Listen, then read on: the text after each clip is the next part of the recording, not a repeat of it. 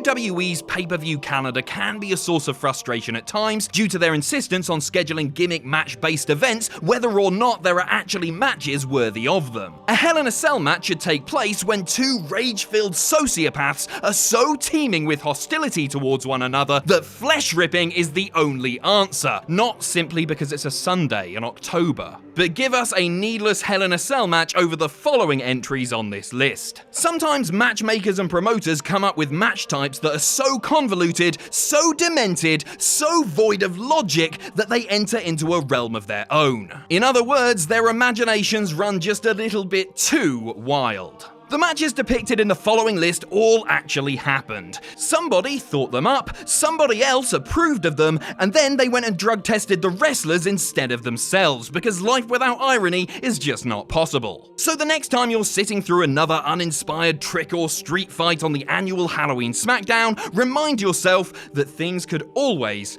be sillier. I'm Adam Pacitti from Cultaholic.com, and these are the 10 most bizarre match types. Join us! Number 10, the Kennel from Hell. The Big Boss Man technically wrestled in 2 Hell in a Cell matches in 1999, and amazingly, the one in which he was hanged by 3 vampires and the Prince of Darkness was the more dignified of the 2. After surviving his dance with the rope, Boss Man went on to do what most victims of occult attacks do, and that is become a dog napper. Boss Man absconded with Al Snow's Chihuahua Pepper and ended up cooking the dog and serving it to Snow. Yay! Attitude Era. Snow got his revenge at Unforgiven 1999 inside the Kennel from Hell, a dual cage match where a blue bar steel cage sat inside of Hell in a Cell, sort of like a 2-shell Taco Bell gordita, minus the cheesy goodness. So while the action's happening in the ring, a bunch of bored Rottweilers mosey around at ringside, befouling the floor mats because nobody had the forethought to lay down a pee pad.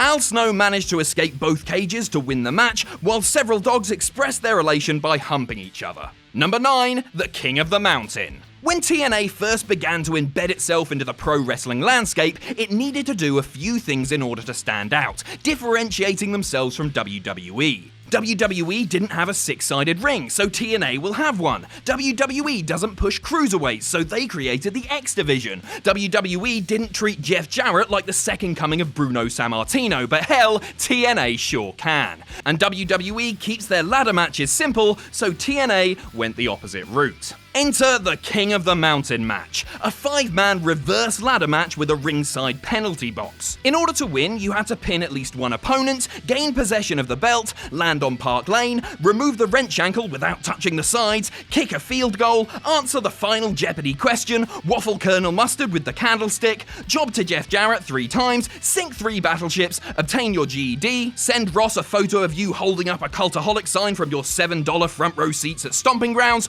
all before ultimately climbing the ladder so that you can hang the belt. Seriously, how's that so pissing complicated? Number 8, the Chamber of Horrors. WCW Halloween Havoc played host to some ghoulishly violent battles in its day, doing everything possible to live up to the malevolent theme of the holiday. Vader and Cactus Jack's Texas Deathmatch in 1993 is the event's gold standard, followed by 1989's Thunderdome Cage Match and Randy Savage and DDP's Las Vegas Sudden Death Match in 1997. Then there were some harebrained ideas, like 1995's Sumo Monster Truck Battle, but for this entry, we'll go with something that nominally qualifies as wrestling.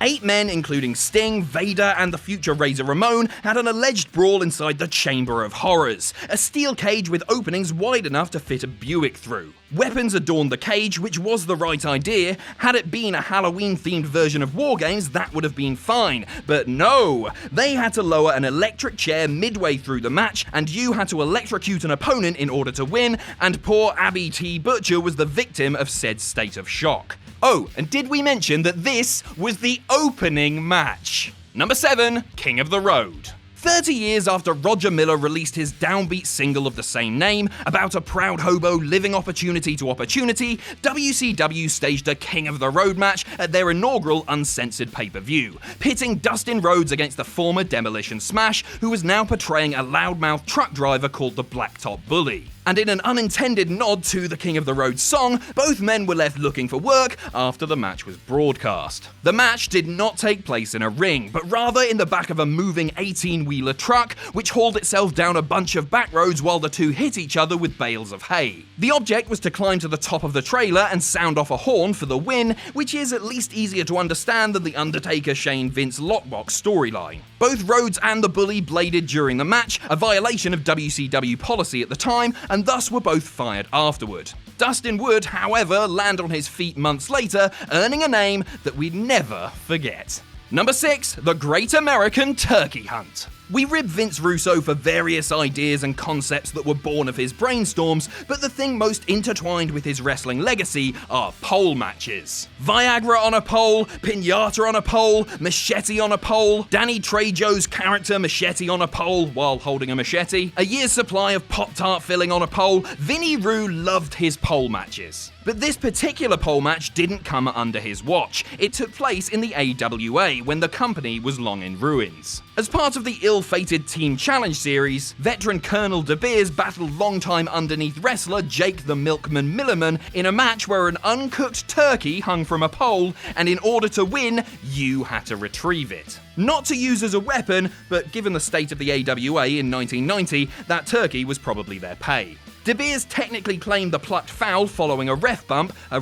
in a pole match, but Milliman snatched the bird as the official came to, so he won the match, and 3 nights of dinner. Number 5, the Piranha Deathmatch. We could oversaturate your brain with every effed up Japanese deathmatch that has ever been instituted, but let's just pick one out of a billion that easily defies sanity. And for that, we journey back to 1996, when Big Japan Pro Wrestling decided to pit Kendo Nagasaki against Mitsuhiro Matsunaga in a match that would feature various implements of torture and destruction, and, as the title promised, freaking piranhas. The barbed wire boards on hand were the least horrifying part of the match, as in order to win, you had to submerge your opponent in a provided tank filled with piranhas for 10 seconds, while the flesh-chomping fish had a chance to work their magic. Both wrestlers had their blood spill into the tank, which got those feisty fish all fired up. In the end, Matsunaga ended up being the unfortunate bait, as Nagasaki forced him into the tank and, in the most classic of dick moves, held the barbed wire board over the top of him to prevent escape.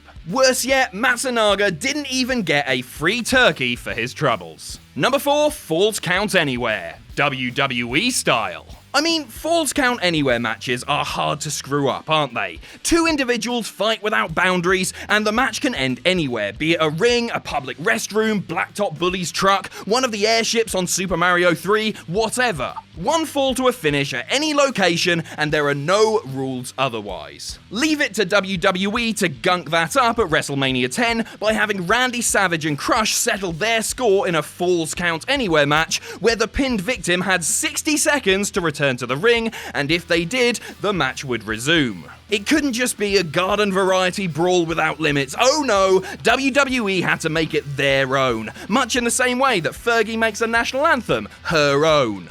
Number 3, the Last Blood Battle Royal.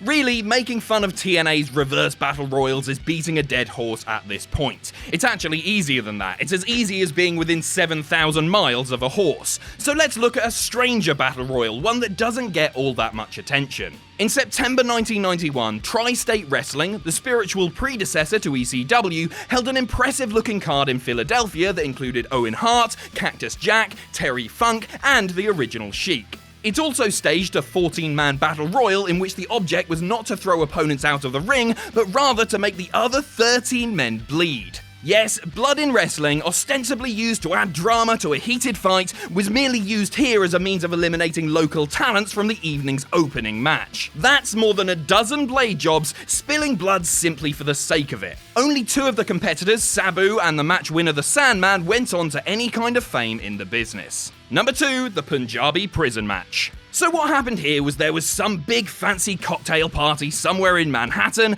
and the talk among the social elites was how TNA, through the King of the Mountain match, had created the most convoluted and confusing gimmick match in wrestling history. Vince McMahon, red-faced and enviously clutching his martini glass to the point of shattering it, vowed that he could not let this stand. He had to create a gimmick match more needlessly confusing than that hastily assembled ladder mess as a means of asserting his alpha dominance. Thus was born the Punjabi prison match. It's similar to a blindfold match, but instead of the wrestlers, it's the fans who can't see a goddamn thing. The match was invented for the great Khali on account of him not only being billed from Punjab, India, but also his penchant for quoting the show Prison Break. Escape is the object of victory, and fans in the arena are always excited to see who wins. That's because once the match goes past 10 minutes, thanks to the visibility-killing structure, they've forgotten who's actually in it. Number 1, the Concrete Crypt match. There are many reasons why The Undertaker is what you'd call a first ballot Hall of Famer, and being the ultimate team player is one of them. Some of the worst storylines and matches have involved Mark Calloway, whose mystical powers aren't strong enough to disinfect the pungency of some of WWE's worst ideas ever. Like the time he had to do a job to the Dudley Boys, lest Paul Heyman kill Paul Bearer, who was enclosed in a glass case of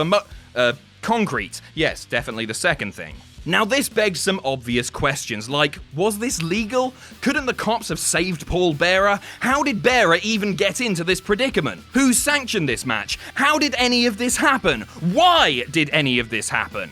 But there Undertaker was, getting in offense on the Dudleys, causing an angry Heyman to authorize dumping more goop onto Kane's father. And then Undertaker won, and for some reason, elected to kill Bearer anyway. Because nothing says send the kids home happy like senseless murder with the aid of a cement truck. Thanks for watching. Let us know what you think in the comments down below. You can follow us on Twitter at Cultaholic. You can find us on Facebook at facebook.com/Cultaholic. If you enjoy what we do here at Cultaholic, you can pledge to us on Patreon. That's patreon.com/Cultaholic. And most importantly, don't forget to hit subscribe and join us.